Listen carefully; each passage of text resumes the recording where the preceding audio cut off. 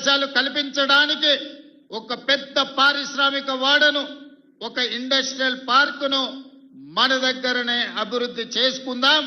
మన ప్రాంతంలో చదువుకున్న ప్రతి వాళ్లకు చదువు నేర్పడమే కాదు, చదువుకున్నోళ్లకు ఉద్యోగ ఉపాధి అవకాశాలు ఈ రోజు కొడంగల్ శాసనసభ నియోజకవర్గంలోనే మనం ఏర్పాటు చేసుకొని దేశంలోనే ఒక మోడల్ కాన్స్టిట్యున్సీగా మన శాసనసభ నియోజకవర్గాన్ని అభివృద్ధి చేసుకుందామని చెప్పి మీ అందరికీ తెలియజేస్తున్నా. మిత్రులారా, వేదిక మీద ఉన్న మా మండల స్థాయి నాయకులు నేను లేనప్పుడు వాళ్ళే రేవంత్ రెడ్డిలై ఇక్కడ పార్టీ కార్యక్రమాలు, ప్రభుత్వ సంక్షేమ పథకాలను అమలు చేసే వాళ్లకు ఇక్కడ గెలిచి వచ్చిన మా సర్పంచులకు, మా సోదరిమణులకు అందరికీ నా సూచన, ఎన్నికలు ముగిసినాయి, ఇక రాజకీయాలు లేవు. ఎన్నికలు వచ్చినప్పుడు, ఎన్నికల్లో పోటీ చేసినప్పుడే రాజకీయాలు, పార్టీలు, పంతాలు. ఎన్నికలు ముగిసినాయి, ఫలితాలు వచ్చినాయి, ఇక పార్టీలు పంతాలకు పోకండి. కొడంగల్ శాసనసభ నియోజకవర్గంలో ఉన్న ప్రతి పౌరుడు మన కుటుంబ సభ్యుడే. ఈ రోజు రాష్ట్రానికి నాయకత్వం వహిస్తున్న మనము వివక్ష చూయించొద్దు, అందరినీ కలుపుకొని పోదాం, అందరినీ కుటుంబ సభ్యులుగానే భావిద్దాం.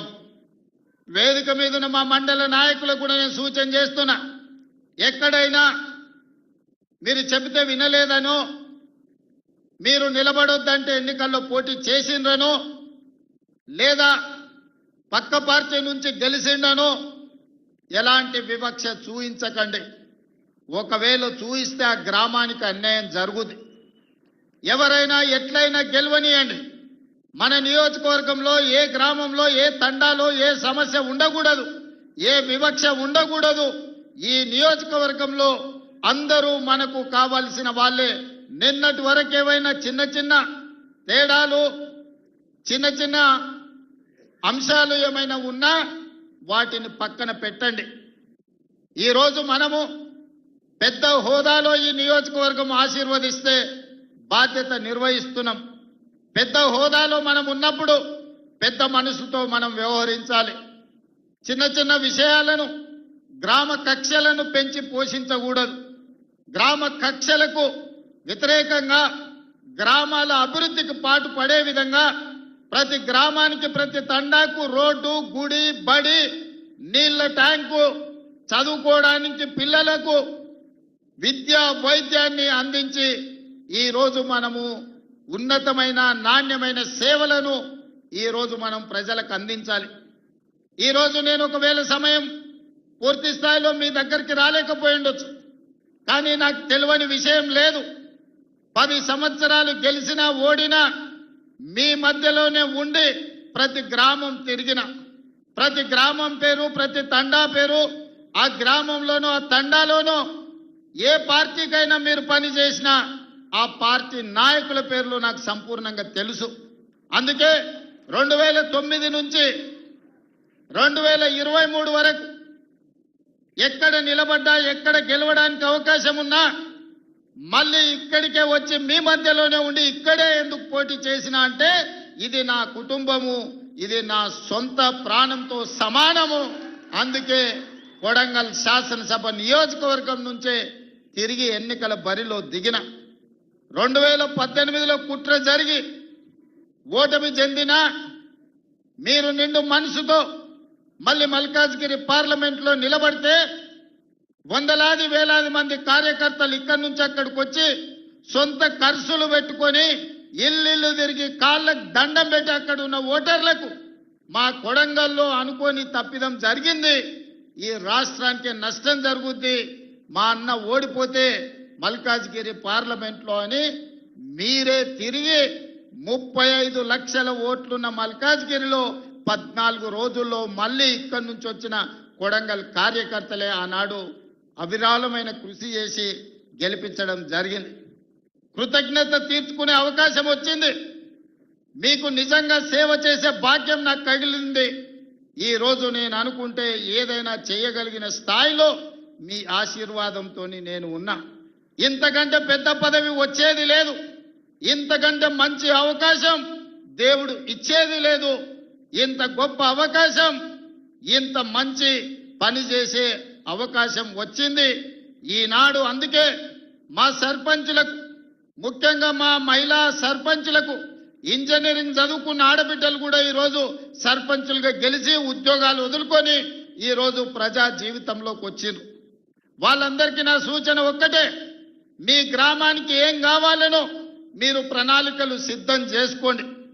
ఈ వేదిక మీద నుంచి రాష్ట్రంలో గెలిచిన 12,706 మంది సర్పంచులకు నేను సూచన చేస్తున్నా, ప్రత్యేకంగా స్పెషల్ డెవలప్మెంట్ ఫండ్ చిన్న గ్రామాలకు 5 లక్షలు, పెద్ద గ్రామాలకు 10 లక్షలు యథావిధిగా మీ గ్రామాలకు వచ్చే నిధులు కాకుండా స్పెషల్ డెవలప్మెంట్ ఫండ్ ముఖ్యమంత్రి నిధి నుంచి మేజర్ గ్రామ పంచాయతీలకు 10 లక్షలు, చిన్న గ్రామ పంచాయతీలకు 5 లక్షలు నూతన సంవత్సరంలో మీకు ఇచ్చే బాధ్యత నాది అని ఈ వేదిక మీద నుంచి తెలియజేస్తున్నా.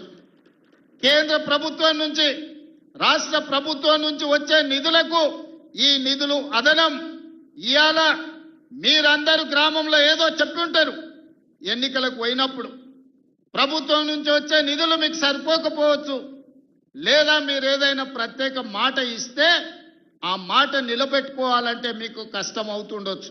అందుకే సర్పంచుల గౌరవం నిలబెట్టడానికి, గ్రామంలో మీ మర్యాద పెంచడానికి చిన్న గ్రామ సర్పంచులకు 5 లక్షలు, పెద్ద గ్రామ సర్పంచులకు 10 లక్షల రూపాయలు స్పెషల్ డెవలప్మెంట్ ఫండ్ నుంచి ఎమ్మెల్యేలకు సంబంధం లేకుండా, ఎంపీలకు సంబంధం లేకుండా, మంత్రులకు సంబంధం లేకుండా ప్రత్యక్షంగా ముఖ్యమంత్రి నుంచి సర్పంచులకు నిధులు పంపించే బాధ్యత నేను తీసుకుంటా.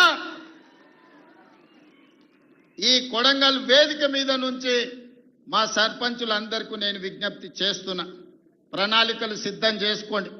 మీరు ఇచ్చిన మాట నిలబెట్టుకోవడానికి, మీ గ్రామంలో దీర్ఘకాలికంగా వాయిదా పడుతున్న సమస్యను పరిష్కరించుకోవడానికి మీరు ఈ నిధులను ఉపయోగించండి.